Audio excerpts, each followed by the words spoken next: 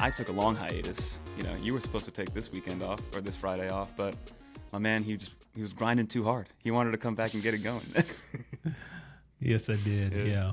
It's nice to have you back, and we got a lot to talk about. We do. There's quite a bit. So one thing I wanted just to start off with is we soft launched YouTube memberships like probably a month ago. We didn't told anybody, and that's something we're continuing to work on. But we want to hear some feedback from you guys. What would you like to see with a YouTube membership plan? Obviously, there's things like having private like Discord access. Mm-hmm. There's special badges that you can get next to your comments. There's like special live streams. There could even be like one-on-one live streams and things like that. There's a whole bunch of different options. So we just want to get some feedback from you guys, and you tell us what you want as a part of that membership package. Yeah, we just want to provide a little value to you guys. So let us know if it's like office hours type kind of live streams would be cool, educational stuff, and maybe some ideas. Maybe you guys can help us come up with video ideas, and whatever you come up with, just bring value at the end of the day. Yeah, and there's some really cool stuff that I think some people are going to like that we're working on behind the scenes, but we'll talk about that when it launches. Oh, yeah. So, but what else we have? We had, I guess the first big news was finally in the EU we launched, or not we, Apple allows the AltStore to launch in the EU. Yeah, which is that's a big deal. Kind of a big deal, yeah. They've been talking about it, all the legislation we've been talking about over the last couple months, and it finally happened, the deadline hit. And now you can officially sideload applications from other app stores to your iPhone in the EU. That's a pretty. I mean, it feels like just a couple of days ago or a couple of weeks ago, Riley was on this show talking about the possibilities of that, and now it's actually like literally a reality. It's called AltStore PAL, which is like on video games. Yeah, like the PAL version. It's basically a different like versus NTSC, I believe. Different formats for TV watchers in Europe. So that's he has a big announcement page, and there's actually two apps initially that come with it: Delta and then Clip, which is that clipboard manager that we spoke about on the show when Riley was on. So really cool. And I believe it's honestly from I think it costs like 1.5 euros per year to download that app store, I believe, which. Again, if I'm in the EU and that's the only way for me to get Delta Emulator, which we'll talk about a little bit more, that's a no-brainer for me, I think. And also, you support the cause, you help them out, and then also more developers can jump into the AltStore and develop their own applications that you can sideload it into. So, definitely check it out. We'll leave a link in the description for Riley's announcement, because I'm sure he's put a lot of protocols in place to make sure that whoever does sign up and download apps from that app store, they feel safe doing so. Yeah, exactly. And developers, the way he's encouraging developers to hop on board the App Store is to basically distribute their apps using Patreon. So that's another way that developers can gain support monetarily. And also that will help them to cover that 50 pence? Is it? How do they call it, pence? 50 pence, yeah, I think you're right. 50 pence 50 per pence. User. I feel like I need like a top hat and a monocle when I say pence, but that core technology fee is something that's going to have to be covered as well. So there's a lot of ins and outs. We'll put the link in the description to Riley's explanation, and it's a very detailed introduction to the AltStore PAL. It's crazy that it's happening. Like now that I'm thinking about it, what are we, like 15 years after the original App Store was launched from Apple? And Apple opened up the walled garden a little bit. I know that's the door's ajar, as they say. It's ajar. So it's cool to see. I mean, some people have their opinions on it, but at the end of the day, I think it does breed more competition, and competition is always good for the end user and the consumer. And it's just up to you if you want to leave Apple's App Store, if you want to sideload other stuff on other places, other platforms, and it just means more at the end of the day, which I'm happy about. Yeah, and it's just like, obviously this is just a drop in the bucket in the overall grand scheme of things, but as you mentioned, the door is slightly ajar, and maybe this could spell change, further change to app distribution and the whole model of the App Store in the future. So, it's got to start somewhere, and it's exciting if you're an EU user for sure. Absolutely. And then again, that's only for the EU, right? There's no other side loading that can be done anywhere else in the world as of right now, at least on iOS, of course. Yeah, unless you use the Xcode where it's convoluted. Unless you get real in depth with it. Yeah. Cool. But I mean, that is a perfect segue to If you guys have been on Twitter or in the tech niche world or anything like that, you might have seen that in the US, and honestly, from what I've learned, it's pretty much everywhere but the EU. The Delta Emulator has been approved by Apple's App Store. I originally thought it was only US based, but I've been getting a lot of comments from people in South America, Mexico, Canada, South Africa, the UK, that the Delta Emulator is on the App Store for them. Which is, when you think about it, it's ironic, isn't it? Because like, okay, we finally have an alternative app store in the EU. Yeah. But the only way you can actually get Delta is to go through that alternative app store. Whereas everywhere else, Riley's whole thing about getting AltStore was I don't want to put words in his mouth, but it seems like Delta was his reasoning for making that was his AltStore. baby. Yeah, he wanted that in people's hands. And now there's no AltStore in the US, but you have his app. Like, it's just weird how things work out like that. Yeah. So, and honestly, like, big shout out to Riley. Good for him, because I remember when he was on, he was letting us know that even through the amount of friction that you needed to go through to download the Delta app, by getting the AltStore and making sure you're connected on a weekly basis and things like that, he still had like 3 million downloads or 3 million users.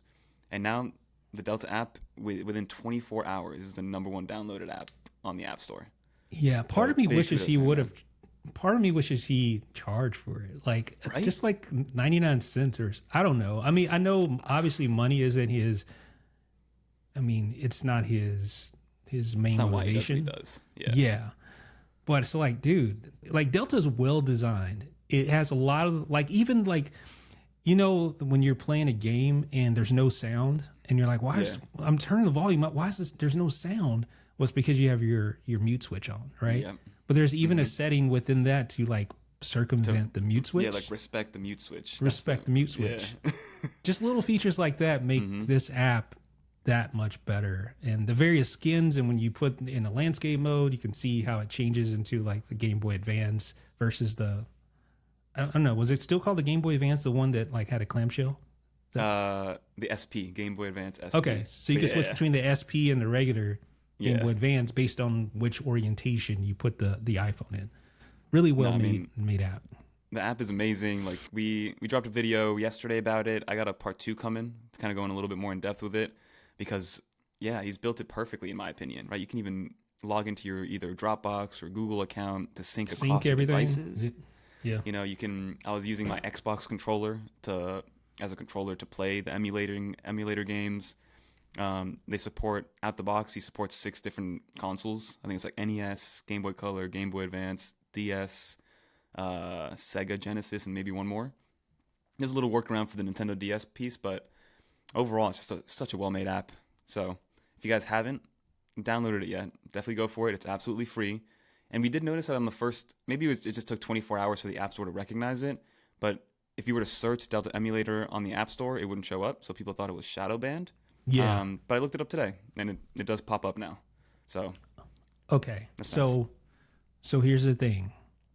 The dude, what's his name? Michael Fisher? Is it the dude who does what's his name? Like, what's his Captain Two Phones? Mr. Mobile. Yeah, Mr. Mobile. Yeah, Mr. Mobile. If you're listening to this, you already, like, he's been involved with that. What is it called? What's the keyboard? What's the keyboard? I know where you're going. Yeah, click. Yeah. So you know where I'm going with this, right? Absolutely. So making a little adapter that literally covers the bottom half of your iPhone to make to give you tactile controls. You just slide it on. It doesn't need like a wireless connection or anything. 0 latency, and you have tangible controls there. It could even have like R and L buttons on the back if you want it. Mm-hmm. Dude, that would sell crazy. To me, it would anyway. Yeah, he should partner with Wiley and get that done. Somebody commented on my Twitter post that, and then I just tagged Captain Two Phones. I was like, maybe he needs to make this thing, you know? Cause it's so. It's as good as the haptics are, which the haptics are awesome. They are the best. Yeah, very responsive, and it makes you feel almost like you're pressing a real button. But having that tactility would be clutch. Like, I have my Game Boy Advance over here. nothing really beats the physical buttons when you're playing like an old retro game like that, you know? Like being able to click that, like you want to be able to hear that and feel that. But again, it'd be an awesome accessory that would sell like hotcakes if he does want to capitalize. But again, Riley's not in it for the money, but I do think he deserves a little something for his like 10 years of work on this game or on this emulator. Yeah, talk about like a tenacious attitude, like just not giving up. Because I'm sure, like, with all the ups and downs of his story, like, yeah, I don't know if I could have hung in there that long. But like, it's been a long time. Like, good for him. Yeah, it shows the tenacity like paid off in the end. But it's just a really well designed app. Now, here's the controversial aspect of this, and it's why I was still kind of shocked. I'm still shocked that Apple allowed this on the App Store, just because of their relationship with Nintendo, primarily, right? Because that's the elephant in the room. Nintendo, they've always been super aggressive when it comes to protecting their IP, and that's their right to do so. I mean, if you have intellectual property, it's really, you're responsible for protecting your IP, because otherwise you're invalidating that copyright or trademark or whatever the case may be by not protecting it, right? You're basically saying it's for use. So, but Nintendo has been like historically super aggressive in their litigation and just going after cease and desist for anyone who really kind of does anything, gets too close. Yeah. So that's why, like, here's my thinking. I was thinking, if Nintendo was really like push their iPhone applications, because like we think of Nintendo games on the iPhone, they're cool, but they're not. They're okay. Like the Super Mario Run, and there's like another one here and there, like the Mario Kart. I downloaded them, played them once or twice, never played them again.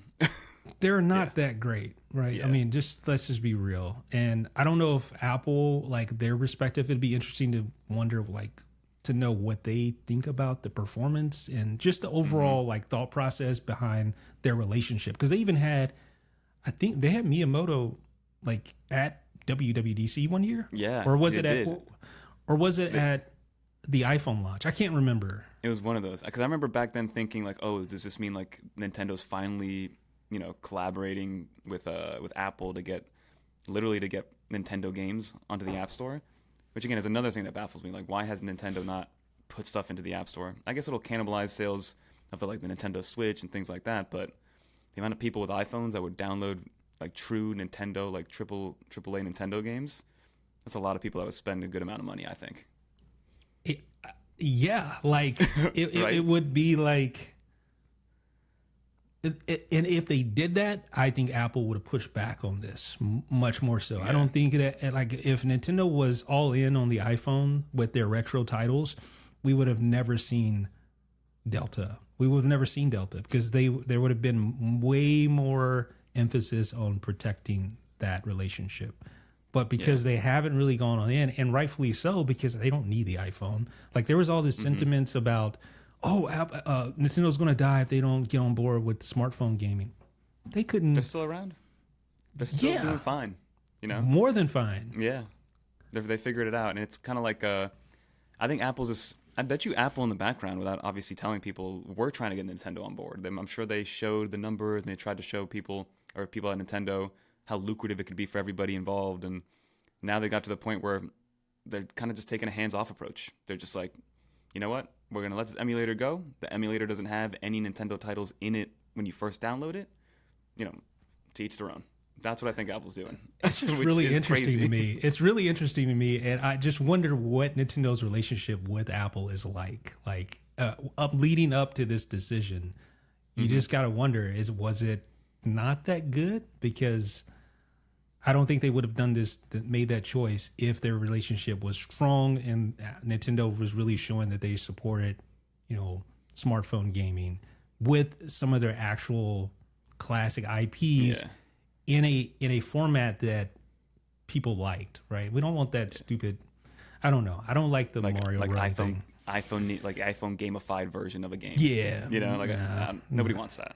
No, They not at tried all. it, and then it's also like they're all like pay to play, like with in-app. I remember like the Mario Kart one, like you pretty much had to pay on buy in-app purchases for it to like really be worth it to play. So you're And better they're all off. dumbed down. Maybe that's a way that Nintendo gets people to be like, oh, it's not going to be good on the iPhone. Just go get a Switch.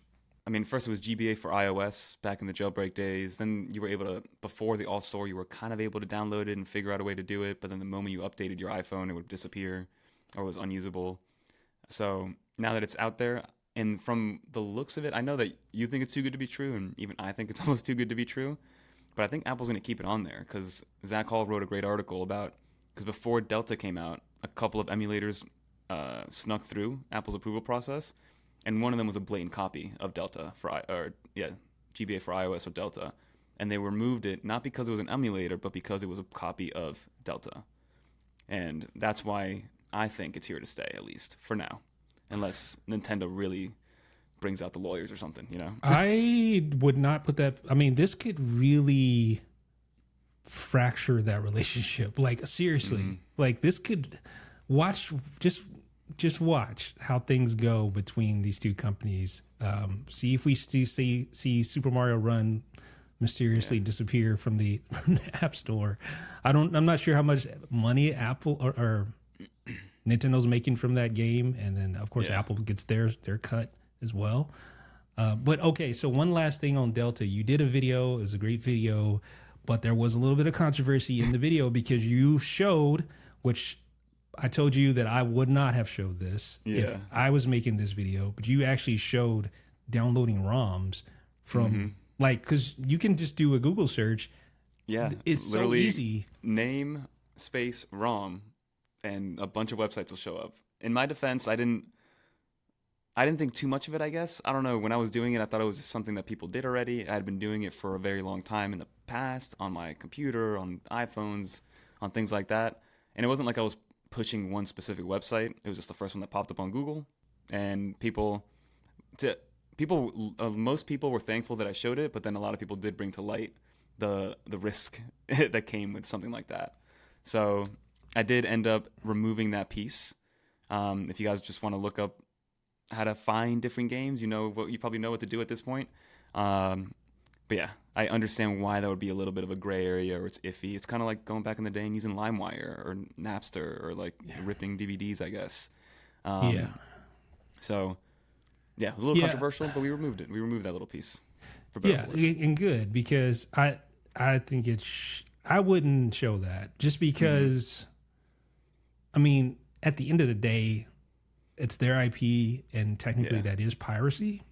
I'm not trying to be on the soapbox here or anything like that, but here's the difference with you, though. You actually own the games that you download, right? Like you actually have physical copies of the game.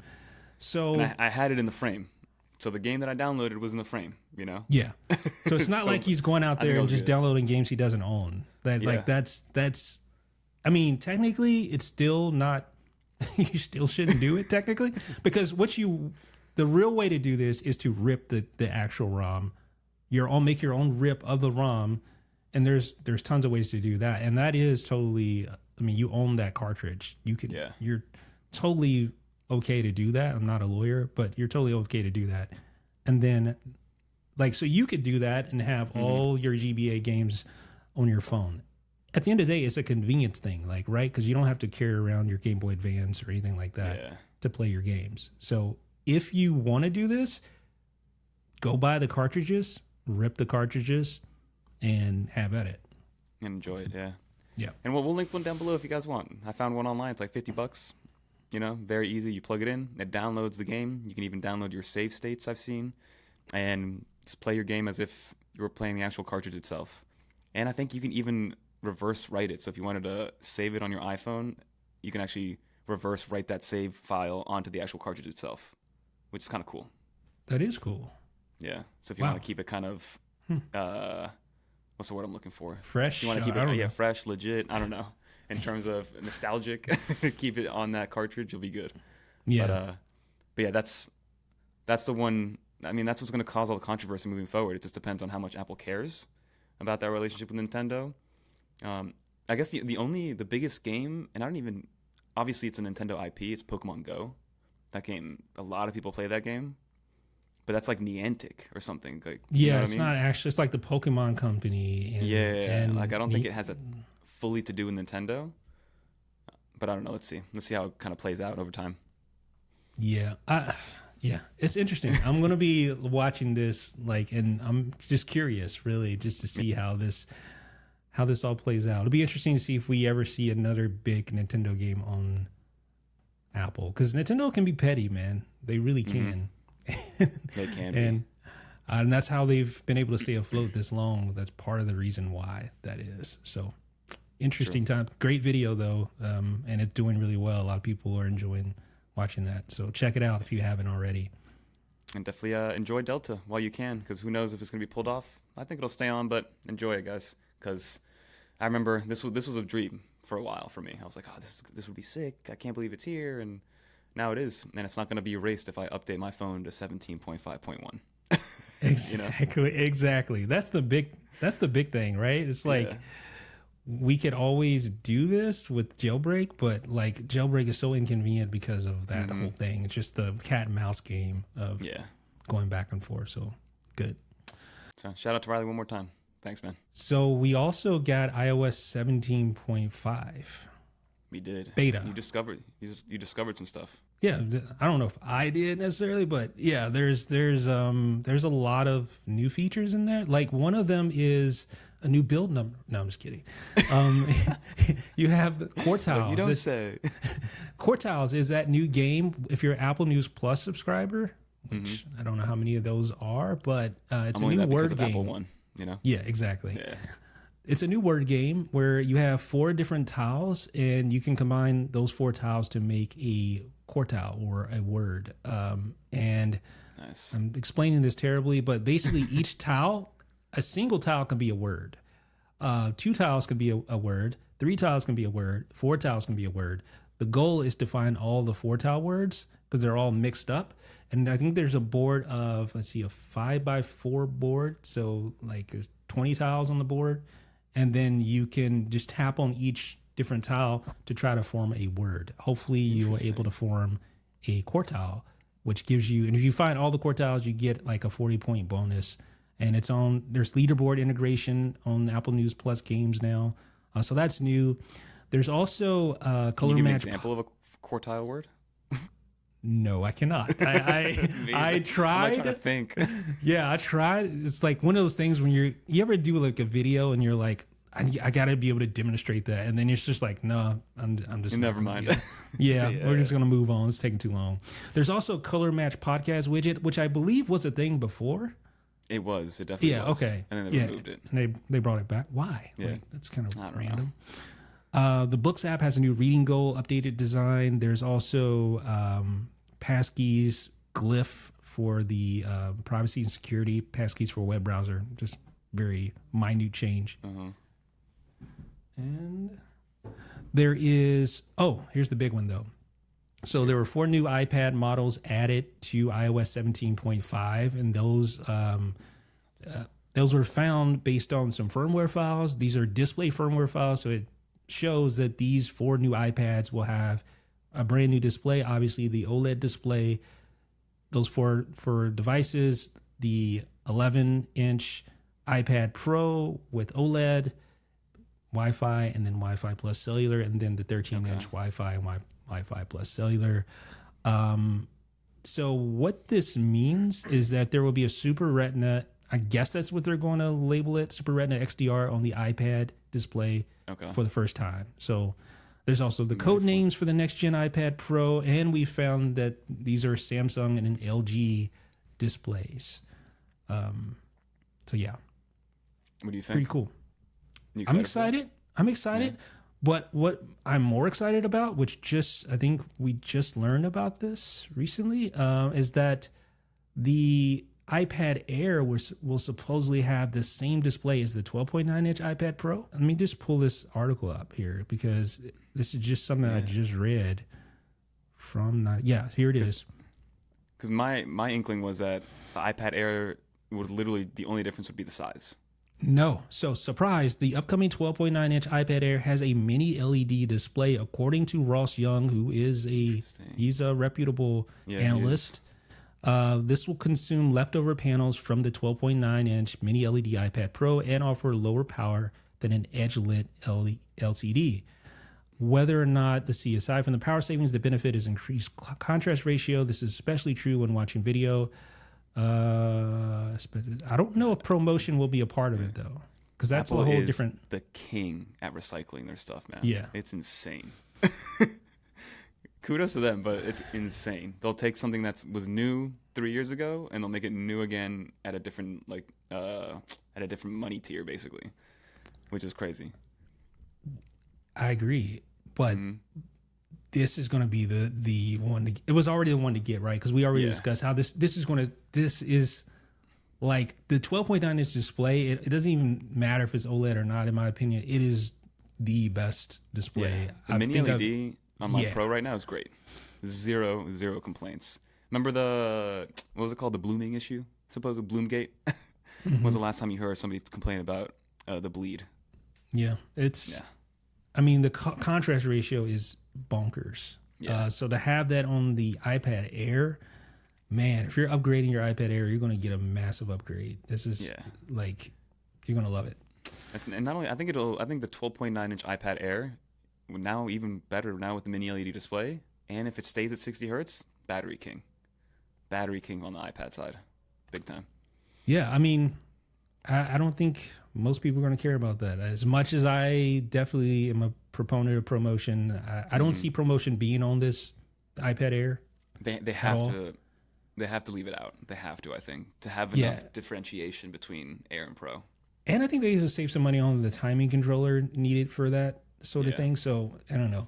So yeah, that's going to be major. And okay, so here's the other thing that I included in that video on 17.5. Then we can move on. But I kind of conjectured about how I think this new Magic Keyboard is going to work. Which is a great article, by the way. We'll link it down below if you guys want to check it out. I had fun reading it. So the problem with the Magic Keyboard, and I don't know if you can see this with my contrast ratio and everything, but so the problem with it is that this keyboard, because the display uses a double hinge system to like give you different viewing angles, it makes the display jut out so far from the back of the panel that it forces the keyboard to have to move down so you have room, because otherwise you'd be typing under the display and it would just be really awkward and you couldn't even reach it. Right? So because this keyboard's moved down, then it makes the trackpad super small, right? It makes your palm rest super small. There's not enough room. So it is pretty small. Yeah. And the fact you can't have any function keys up there either because there's just not enough room. So to fix this, the most obvious thing to fix it is to move the keyboard up towards the top, just like a laptop, right? Yeah. That gives you room for the trackpad. But how do you do that if you have a double hinge system? Well, I just think Apple's going to remove the double hinge. They're just going to go with something like that. And then this thing is going to be able to, because this hinge, this is as far back as it can go. But with the new hinge, I think it's going to be able to go all the way back. And because the base is aluminum, you're going to have more counterbalance, right? That's what I was going to say, yeah. And because the iPad's thinner and lighter, it's going to be easier to counterbalance that. So you're still going to be able to do lap typing, I would imagine. So yeah, that will solve. That was the biggest reason, I guess, the reason they gave us for the design. Because yes, it looked cool at the time when it first came out, the Magic Keyboard, something kind of unique. But it was the weight distribution aspect of it all. Like people wanted to be able to put it on their lap and use it comfortably. And the only way to do that was to bring the center of gravity forward of the iPad because it was heavier than the actual Magic Keyboard. So now I think the overall package is going to get even heavier probably because they're going to limit the weight of the iPad compared to this year or with the new one. But I think it's still going to be a little bit heavier overall when you put the whole package together. I would think. Yeah, I would think. I mean, so the base is going to have to be heavier than the iPad itself, or at least the same. I don't know. I just think like you're right. Physics works like that, you know. Yeah, it's going to have to be heavier, at least the base. Yeah. Because otherwise, this thing would fall. It would tip over, right? Well, another guy in a YouTube comment says, "Well, the reason why Apple did that is because they wanted it closer to you so you could touch the screen." Which I mean, it makes sense, but I don't know Yeah. about you, but I reach out and try to touch my Mac screen all the time, man. And So, I don't think yeah, so do I. I don't think All it the matters. time. I got fingerprints on my screen somehow. You know. So I mean that argument is there. They're like they wanted to keep I remember in the beginning it was like they wanted to keep the iPad at touch first interface at all times. Like that's how the iPad was born and things like that. But I'll be honest, like when I'm physically touching the iPad screen, it's usually when the iPad is off the Magic Keyboard and I'm using my Apple Pencil and it's laid flat. So I'll still be touching. I don't know. I'll still be using it as an iPad, touching the screen, even if it's. And how far is that distance? A centimeter? It's not that far. And it's still touch first. I mean, you're just using it in a different way at that point. So you can still touch it, but when you take it off, it is a touch. It's all touch, right? So I just like the idea of being able to have both options. It's gonna be. You remember the Bridge keyboard, the Bridge Plus Max or whatever?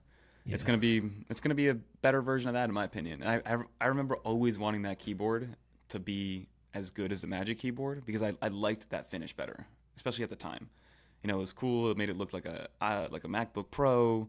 Everything fit perfectly. The aluminum on aluminum was nice, but it was just the trackpad. They couldn't figure it out software wise. They couldn't get the right APIs. Apple wasn't sharing enough of it at the time, at least, because only Logitech was able to get that. But yeah, overall, I think it's going to be a better version of that Bridge Plus Max keyboard that Bridge released a while back. Yeah. My biggest question though is what will this back panel be comprised of? Like what will this be made of? Is it going to be a really thin piece of aluminum or is it going to be, I don't know. Yeah. Or are they going to just make it like that Blackmagic design thing that Blackmagic just launched where it's like a color corrector panel where you sit your iPad into it? I don't think they'll go that route. Yeah. But like, I think we'll still have protection for the back of the iPad, but I'm just wondering, like, what will this be? That's the most interesting part of it. No, agreed. And then also, I don't know, were you able to find out any information about maybe additional pin connectors for more data points, more data pass through points on the keyboard itself and things like that, or no? Well, I mean, again, this is all conjecture, but I think there will be a higher bandwidth connection between, at least to give you USB 3 speeds for this, because we have this little guy right here on the Magic Keyboard. You're not going to be able to see it. I'm sorry, I keep hitting the microphone. There you go. So this little guy is just for trickle charging. It does literally nothing else. No data pass through because there's just not enough bandwidth with those little contact points that allow it to communicate with that. But I think hopefully that maybe a new Smart Connector 2.0 or whatever, will hopefully have higher bandwidth connectivity. So we don't have to have two Thunderbolt ports on the Because I think it would look weird with two Thunderbolt ports. I'm sure we'd get used to it, but I think it would look weird. The Surface has it, to be fair, so I don't know. Yeah, I guess we'll find out. I would definitely welcome an additional like USB 3 port on the keyboard itself. Definitely. Because like right now, the way, especially as an iPad first user, like when I'm editing video, I got my T7 plugged into the Thunderbolt port on the physical iPad itself. And then like you said, when I plug in the trickle charger on the Magic Keyboard, it's barely enough to keep still dies. Yeah, it's barely enough to keep it at the same battery level, So hopefully that allows it to stay fully charged and things like that, or maybe disperse it a little bit better. So I'm ready for a new Magic Keyboard, man. I do think it's going to be more expensive. I think we're looking at $449 at least, especially in the very beginning. And yeah, I think it's going to be one of those things where like you're going to have to recommend it even though it's so expensive, just because Apple's going to make it the way that they want it. Like the Magic Keyboard, as expensive it has been, it's still my most recommended iPad Pro accessory because there's nothing else like it. There's nothing else that gives you that experience. Yeah. So stay tuned for that one. That's going to be exciting, man. That's like, I think we know enough about the actual iPad that's exciting in and of itself. But to me, this is the most interesting thing about this upcoming iPad release. Like, what is that keyboard going to look like? And of course, the new Apple Pencil, with Find My and magnetic tips, perhaps, and things like that. But the keyboard is the thing I'm looking forward to the most. Yeah, and then also you mentioned in your article of a squeeze functionality. Oh, added to the Apple Pencil 3. Yeah. So that should be cool. So another way to interact with it. But I bet you Apple's gonna, because that new squeeze gesture's there, it's gonna be $149 for that Apple Oh, Pencil for 2. sure. Better believe it. You better. Hopefully, it won't be $199. Yeah, right. Yeah. I mean, I'm thinking now to get a entry level 13-inch iPad Pro. Let's not even say with data. How much do you think it's gonna be costing? $1,800 with a Magic Keyboard and Apple Pencil. Oh, with a Magic Keyboard? Oh, Yeah, like are you looking online. at $2,000? $2,000 for like for like 256 storage iPad Pro. $2,000. Yeah, so that begs the question. It's gonna be, again, this is not gonna be for everybody. This is a very niche product. Like I'm in that niche for better or for worse. I don't think just it's gonna because be I for love me. the iPad. I don't think it's gonna be for me at that price. I'm about to ride with this till the wheels fall off. They're gonna have to make it expensive too because they don't want to kill MacBook Air. I mean, iPad OS and Mac OS are never gonna be 1-to-1, so people are still gonna buy their MacBook Airs no matter what. But if they made the iPad Pro cheaper and all this cheaper, I think it would really make a difficult decision for some people at the Apple Store. Like, oh, should I get iPad Pro or the MacBook Air? But that's why, like, why would I go spend $2,000 on an iPad Pro setup when I can get a 15-inch MacBook Air for $1,200? Get yourself an iPad Air and call it a day. Yeah, for most people, that's going to be the It's got the nice recommendation. screen. It's 12.9 inches. You're good. It'll still be compatible with the old Magic Keyboard, I'm assuming, and Mhm. Apple Pencil too. So, and you'll be able to find those refurbished or used way cheaper. So, definitely go that route. Yep. So I went out to Vegas. Took a little trip out there. Yeah, and I wore my Vision Pro on the plane. Let's go. So the person, I was actually in the middle seat because I got cheap man. seats. Nice. Yeah, terrible. But man, it makes the experience of flying so much better. To me, this is the killer feature that I didn't want to review the Vision Pro until I had actually tried this out. Yeah. That was one of the main things. Like, I have to try what it's like to fly with the Vision Pro. And I have to say, it's spectacular. It's amazing. Watching a movie on a huge screen and being fully immersed is wonderful. It's just so cool. So I watched several movies. I didn't have internet on it, so I didn't do anything else. But just the movie watching experience by itself. If you are a frequent flyer, like you fly multiple times a month, I'm telling you No-brainer. that by itself makes the Vision Pro worth it to me. Yeah.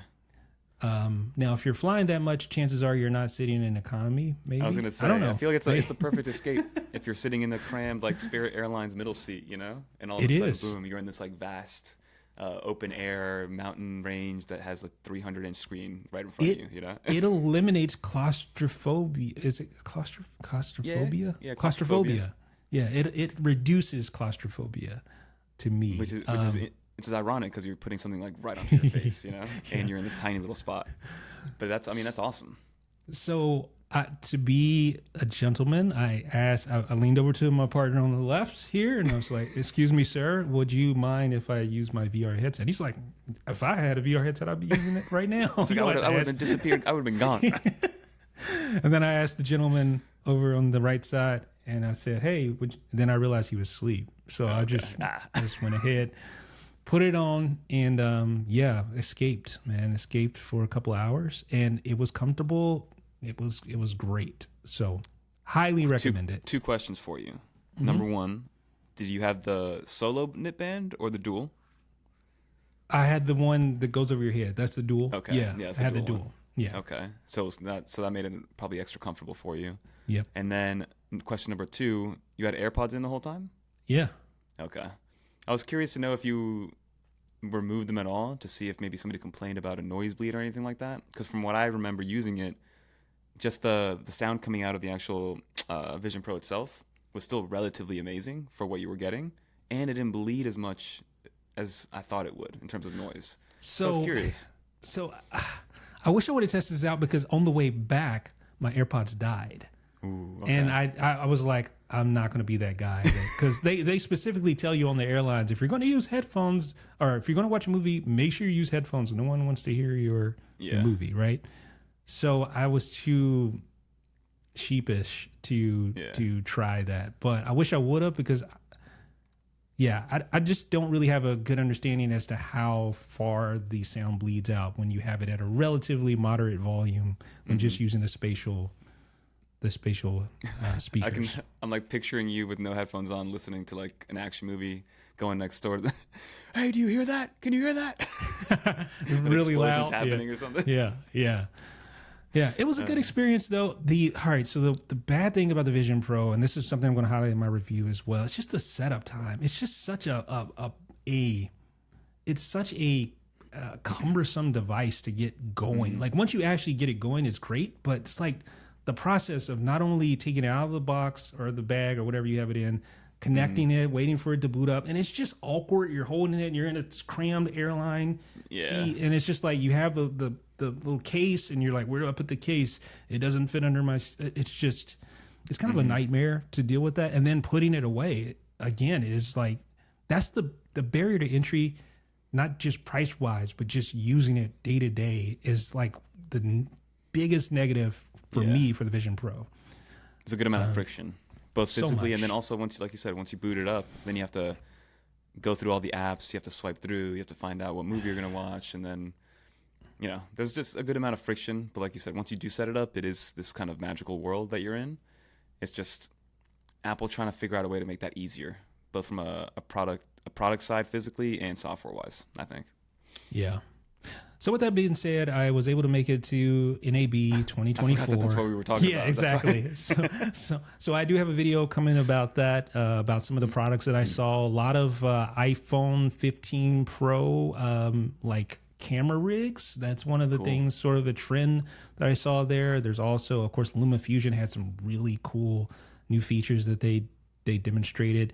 The Blackmagic team had some really cool things. Like they have this new little editing or this new color correction, like physical workstation where an iPad can just sit there and be your screen. The iPad has a great screen, right? We just talked about it. So you're going to have color correction right there on that screen, which is great. They also launched the new version of the Blackmagic camera, which I am going to do a full walkthrough, like a tutorial on that, because you're picking that camera up, the 6K camera?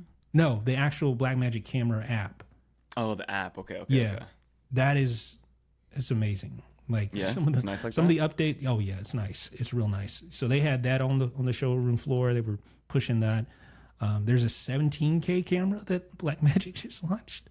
What? So I was thinking, I don't know if I can convince Seth to get that one for me, but ooh, that's a tough one. Yeah, I wonder how much a 1 minute clip is, like data wise. Yeah, that's going to be a lot. And there was just a lot of other little things that, man, I mean, there's a lot. So I'm going to have a video walkthrough of just some of my favorite things that I saw on the showroom floor. And I'll have that video hopefully posted this weekend.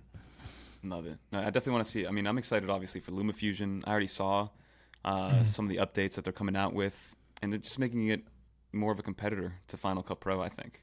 They're kind of adding as much as they can. And in my opinion, it's a full-fledged editing. Oh, for sure. Like I was speaking to LumaFusion and they were saying how many iPhone users use it. Like, really? It's a lot. It's more than, so you'll hear the full interview. I have an interview nice. that I'll be posting on that video as well. So stay tuned. Yeah, I guess I can see it. Because I mean, you can edit 9:16 footage very easily on LumaFusion. And if you have all your plugins already built into there, and now with USB-C, you can work off of an SSD on the iPhone 15 Pro Max and the 15 Pro. So I don't know. LumaFusion is definitely the future, in my opinion. Like I showed you a screenshot the other day that I downloaded Final Cut Pro from my Mac. It lasted all but 5 minutes in that thing before I went right back to LumaFusion. Yeah. Yeah. I mentioned to you I was getting I have an M1 iPad Pro baseline storage, only 128 gigs. And it was getting a little warm to the touch over the last couple editing jobs, and it was slowing down a little bit. It would take a little while to load up my clips, but I think it just needed to be cleaned out a little bit because I cleaned it out, reduced everything that was on there, uninstalled and reinstalled LumaFusion. I'm still working off of a T7 SSD, and it's flying. It's flying again. So if that's happening to you at all, if you're using LumaFusion, clear up some storage and you'll be good. Good. Yeah. Awesome app. And to me, the release of Final Cut Pro for iPad made LumaFusion look that much better to me. Yeah. Like it did actually the opposite of what a lot of people thought it would do. Like it's going to kill LumaFusion. No, actually, it just made me respect the team at LumaFusion that much more because it's crazy the resources that Apple has. Now I know there's a lot of red tape and bureaucracy that goes on with the creative team, and they have multiple apps that they're managing. Like it's not just iPad; they have the obviously the Mac versions of Final Cut Pro, my version of Final Cut Pro. So it's not exactly apples to apples, but it just made me appreciate LumaFusion that much more because they're a relatively small team and they're putting rapid updates that provide a lot of like quality of life improvements for editing, and this latest version is going to do that too. I don't know why, but LumaFusion does, as of right now, and I think it's going to continue to just run circles around Final Cut Pro for iPad, and it's going to give Final Cut Pro for Mac a run for its money, depending on who you are and what your use case is. It's not for everybody, but it's definitely a good alternative. Yeah, I wouldn't go that far for me because I'm a Final Cut Pro user through and through, but for the iPad, there's no question that that's the.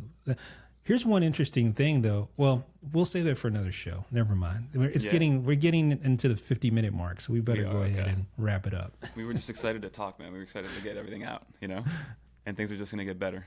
But I mean, yeah. Unless you got anything else from NAB that you want to highlight, I mean, you left early because you were so inspired by everything you saw there, which is cool.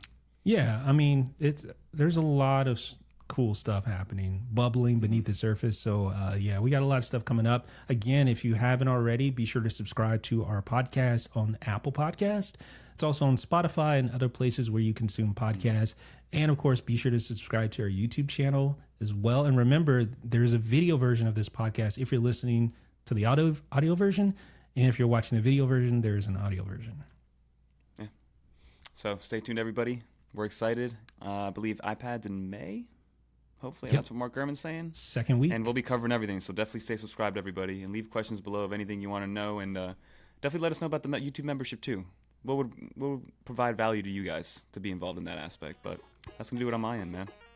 All right. Thanks, Fernando. Glad you're back. And we will catch you guys next week. Let's get it. See you, everybody.